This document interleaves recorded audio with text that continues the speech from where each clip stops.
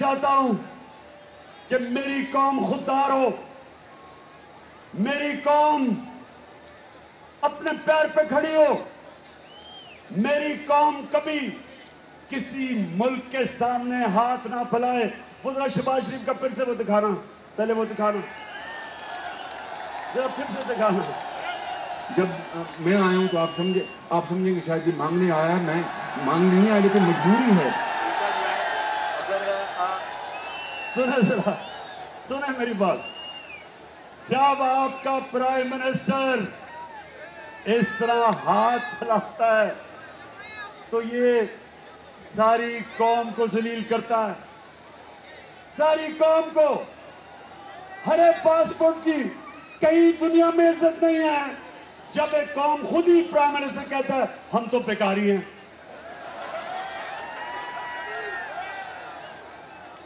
یہ ہے بیکاری، یہ پیسے کے خدا کی پوجا کرنے والے، ان کے پیسے پڑے ہیں باہر، ان کے اربوں اربوں ڈالر باہر پڑے ہیں، ان کی جائیدادیں باہر ہیں، بینک باہر، بیلنس باہر ہیں، ان کی بزنس باہر ہے، ان کی چھٹیاں باہر ہیں، ان کے بچے بیٹے کہتے ہیں 3 دفعہ پرائم منسٹر ہے، بیٹے کہتے ہیں جی ہم تو پاکستان کے شہری نہیں، ہم تو برطانیہ کے شہری ہیں۔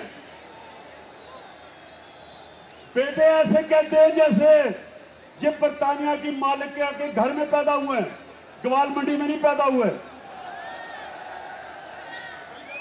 تو پاکستانیوں، یہ میں آج آپ کو اس لیے بلایا کہ میں چاہتا ہوں کہ ہماری قوم خوددار قوم بنے، ہم کبھی اس طرح کے چوروں کے سامنے یہ ہمارے اوپر مسلط نہ ہو۔ اچھا اب دوسری چیز، اب ذرا سنیں، پہلی تو تکلیف ہوئی کہ امریکہ نے سازش کی، امریکہ نے سازش کی۔ یہ ذرا بھی سنیں، یہ بھی میں آپ کو بتاتا ہوں۔ پہلی تکلیف تو امریکہ نے سازش کی، دوسری تکلیف کیا کہ سازش کر کے اس قوم کی اتنی بڑی توہین کی کہ اس ملک کے بڑے بڑے ڈاکوں کو ہمارے اوپر مسلط کیا۔ اب میں آپ کو صرف یہ دکھانا چاہتا ہوں کہ میں صرف ان کو ڈاکو نہیں کہہ رہا، میں تو 26 سال سے پالیٹکس میں آیا ہی تھا ان کے خلاف جہاد لڑنا، چوروں کے خلاف۔ لیکن میں آج آپ کو بتانا چاہتا ہوں کہ یہ ایک دوسرے کے متعلق کیا کہتے تھے، باہر کے اخبار ان کے اوپر کیا کہتے تھے۔ ایک تھکا اور دو کے سردار کو ایک تھکا اور وزیراعظم پاکستان کے دلوں سے رو کے عشق نکل رہے ہیں، رام تازہ مان لے اور گھر کھلے جا۔ آپ کا دامن صاف ہے تو عدالتوں سے کیوں بھاگتے ہیں؟ اور کچھ تو اس عوام کی خدمت کی ہوتی، آج یہ بھی آپ کا نام لینے والے ہوتے۔ جن کا نام مولوی نواز شریف سمجھیے، یہ مولوی ضیاء الحق کی سیاست جاتی ہے۔ اس کے چکروں میں آپ نے نہیں آنا۔ یہ سوچ تو صرف لوہار کی ہے، اپنے گریبان میں جھانکنے والی باتیں۔ آپ سے کچھ نہیں ہوتا سوائے پائے کھانے کے، سوائے روٹیاں توڑنے کے۔ تمہیں اور تمہارے لٹیرے ساتھیوں کو اسی چوکی پر الٹا لٹکائیں گے اور تم نے قوم کی بھالی کریں گے۔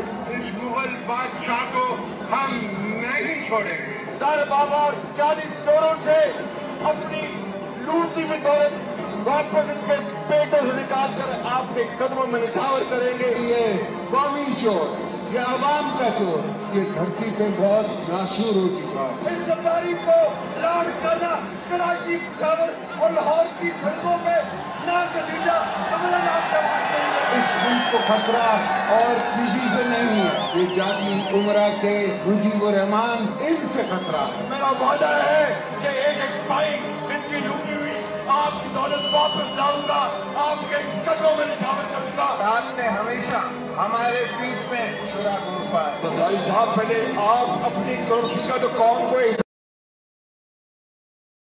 ہائے دوستو، 20 سال سے کہہ رہے تھے چور ہے، केस किए एक दूसरे के ऊपर, इन्होंने एक दूसरे के ऊपर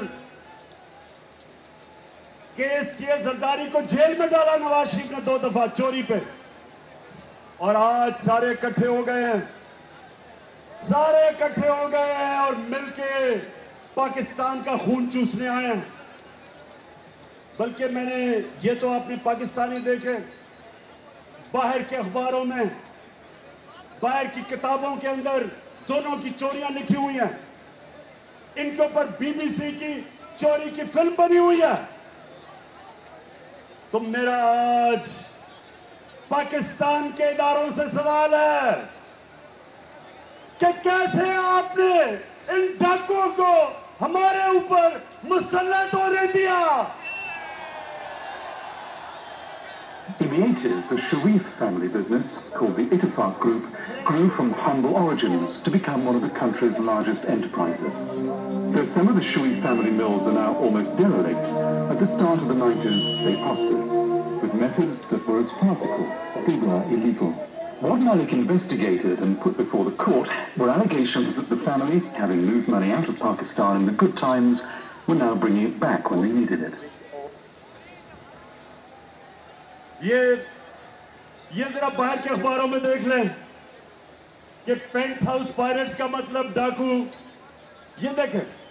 ये बाहर के अखबारों में इनकी चोरियां, बाहर की किताबों के अंदर इनकी चोरियां का ऊपर लिखा हुआ है।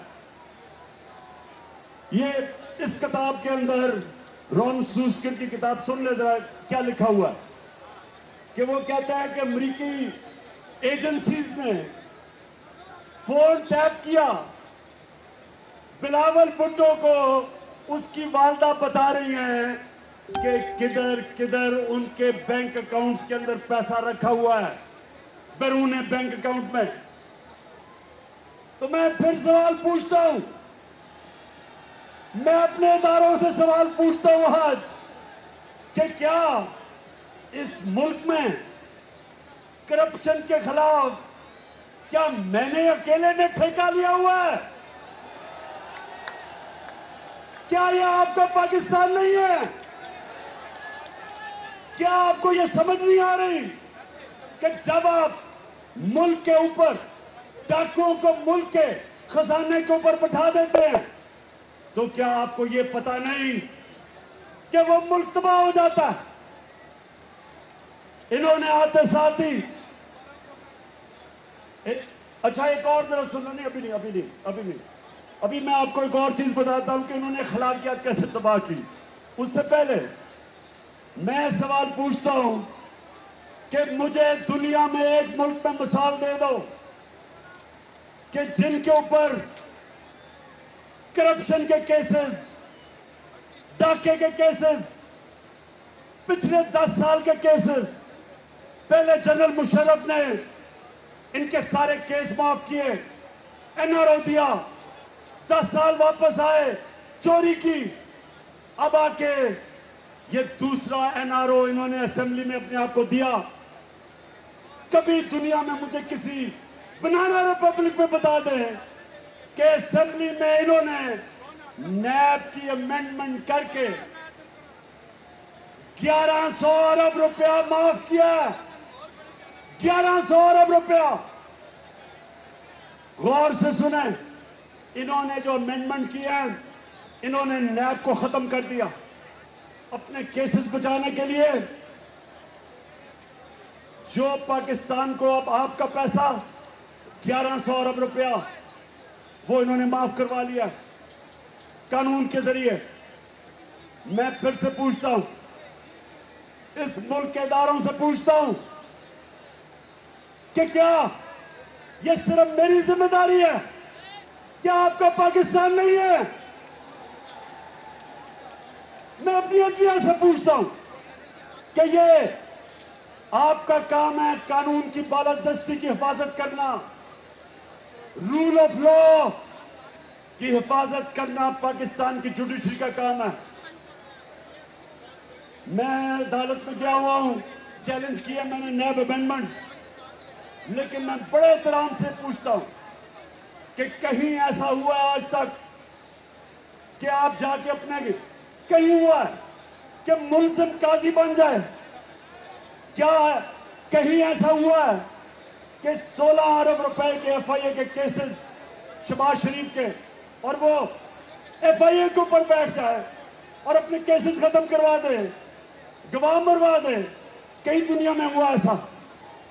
کہیں ایسا ہوا کہ نیب کی امینڈمنٹس کر کے اس ملک کے قوم کے پیسے 1100 ارب روپے کا ڈاکہ پڑے